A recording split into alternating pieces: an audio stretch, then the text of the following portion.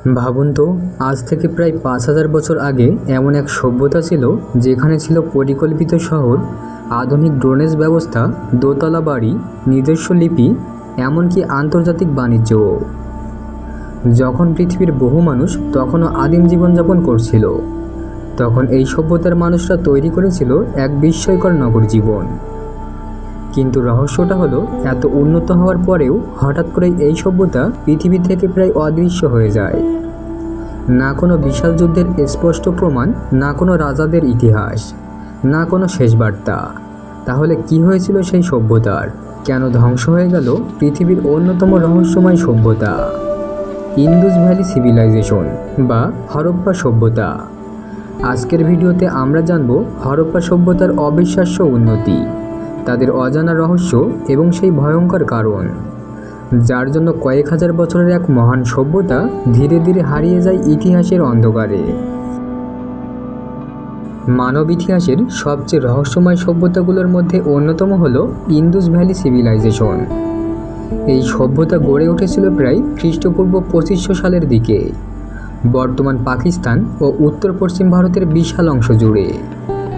এই সভ্যতার প্রধান শহরগুলোর মধ্যে ছিল হরপ্পা, মহেঞ্জোদারো, ধলাভিরা এবং লোথাল।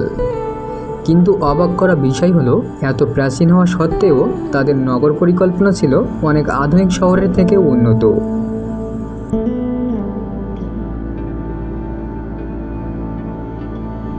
হরপ্পা সভ্যতার শহরগুলো ছিল একেবারে পরিকল্পিত।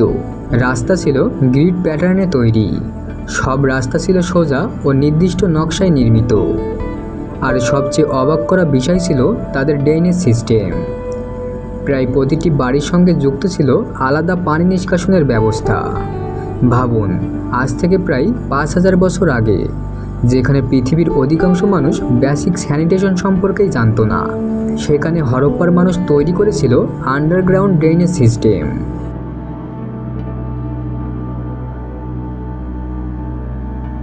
হরপ্পার মানুষ পোড়া ইট দিয়ে বাড়ি তৈরি করত। অনেক বাড়ি ছিল দোতলা। বাড়ির ভেতরে ছিল বাথরুম, কূপ এবং ভেন্টিলেশন সিস্টেম। এতে বোঝা যায় তারা শুধু উন্নতই ছিল না, বরং স্বাস্থ্য ও পরিচ্ছন্নতার ব্যাপারেও অত্যন্ত সচেতন ছিল।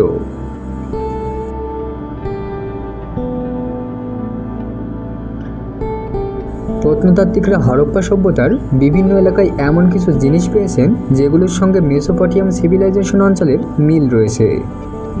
এতে ধারণা করা হয় হরপ্পার মানুষ আন্তর্জাতিক বাণিজ্য করত।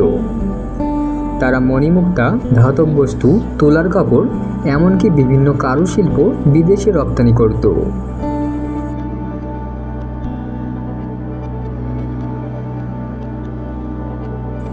কিন্তু ইতিহাসবিদরা যখন এই সভ্যতার পতন নিয়ে গবেষণা করেন, তখন একটি বিষয় সবচেয়ে বেশি সামনে আসে।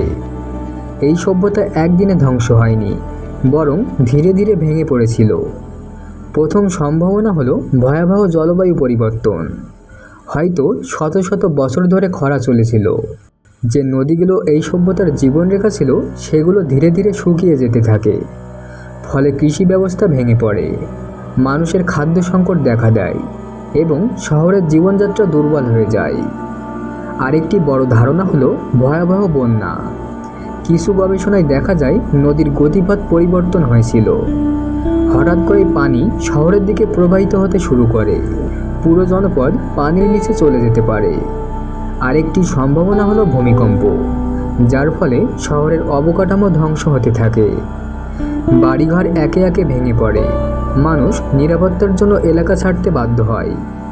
কিন্তু সবচেয়ে আশ্চর্যের বিষয় হলো, এইসব ঘটনার কোনো একক পরিষ্কার প্রমাণ পাওয়া যায়নি। না কোনো বিশাল যুদ্ধের চিহ্ন, না কোনো আগুনে পোড়া শহরের স্পষ্ট স্তর, না কোনো রাজা বা সাম্রাজ্যের শেষ লিখিত ইতিহাস। শুধু পাওয়া যায় নীরবে ফাঁকা হয়ে যাওয়া শহরের চিহ্ন, যেন মানুষ একদিন সব কিছু ছেড়ে চুপচাপ চলে গেছে, আর শহরগুলো থেকে গেছে শুধু ইট, দেয়াল আর মাটির নিচে চাপা ইতিহাস। আরেকটি গুরুত্বপূর্ণ ধারণা হলো নদীর গতিপথ পরিবর্তন। বিশেষ করে সরস্বতী নদী ধীরে ধীরে শুকিয়ে যাওয়ার কথা বলা হয়, যে নদীর উপর অনেক শহর নির্ভর করত। সেই পানি হারিয়ে গেলে পুরো নগর ব্যবস্থা ভেঙে পড়ে, কৃষি উৎপাদন কমে যায়, বাজারে খাদ্য সংকট তৈরি হয়, মানুষ বাধ্য হয়ে শহর ছেড়ে যায়। এখন আরেকটি বড় কারণ বলা হয় বাণিজ্যের পতন। যে আন্তর্জাতিক বাণিজ্য এই সভ্যতাকে শক্তি দিত তা ধীরে ধীরে বন্ধ হয়ে যায়। মেসোপটেমিয়া সহ অন্যান্য অঞ্চলের সাথে যোগাযোগ কমে আসে, ফলে অর্থনীতি দুর্বল হয়ে পড়ে, শহরের ভিতরে স্থিতিশীলতা নষ্ট হয়ে যায়। আরেকটি গুরুত্বপূর্ণ বিষয় হলো সামাজিক পরিবর্তন। জনসংখ্যা ধীরে ধীরে ছড়িয়ে পড়ে ছোট ছোট গ্রামে, বড় শহরগুলোর গুরুত্ব কমে যায়, নগর পরিকল্পনা আর রক্ষণাবেক্ষণ বন্ধ হয়ে যায়। কিছু গবেষক আবার মনে করেন এটি কোনো একক ঘটনা ছিল না, বরং একাধিক সমস্যার সমষ্টি ছিল। খরা, বন্যা, নদীর পরিবর্তন এবং বাণিজ্য পতন সব মিলিয়ে সভ্যতা ধীরে ধীরে দুর্বল হয়ে পড়ে। তবে সবচেয়ে রহস্যময় বিষয় হলো এই সভ্যতার কোনো রাজা বা সাম্রাজ্যিক ইতিহাস খুব কম পাওয়া যায়। কোনো বড় যুদ্ধের চিহ্নও স্পষ্ট নয়, কোনো বিশাল ধ্বংসযুদ্ধের গল্পও নেই। সবচেয়ে আশ্চর্যের বিষয় হলো শহরগুলোতে ধীরে ধীরে মানুষের উপস্থিতি কমে গিয়েছিল। কেউ হঠাৎ করে আক্রমণ করেনি, কেউ এক রাতে ধ্বংসও করেনি, বরং পুরো সভ্যতা যেন ধীরে ধীরে নিঃশব্দে হারিয়ে গেছে। সভ্যতা কোথায় গেল? আরেকটি শক্তিশালী ধারণা হলো এই সভ্যতার মানুষরা ধীরে ধীরে শহর ছেড়ে নতুন জায়গায় চলে যায়। কিন্তু তারা কেন চলে গেল, এটাই বড় প্রশ্ন। অনেক প্রত্নতাত্ত্বিক মনে করেন তারা সম্পূর্ণ বিলুপ্ত হয়নি, বরং ছড়িয়ে পড়েছিল। কিছু গবেষণায় দেখা যায় শেষ পর্যায়ে শহরগুলো অনেক বেশি ছোট হয়ে আসতে থাকে। বড় পরিকল্পিত নগর ব্যবস্থা ধীরে ধীরে ভেঙে যায়, ঘরবাড়ি পরিত্যক্ত হয়ে পড়ে, রাস্তা ফাঁকা হয়ে যায়।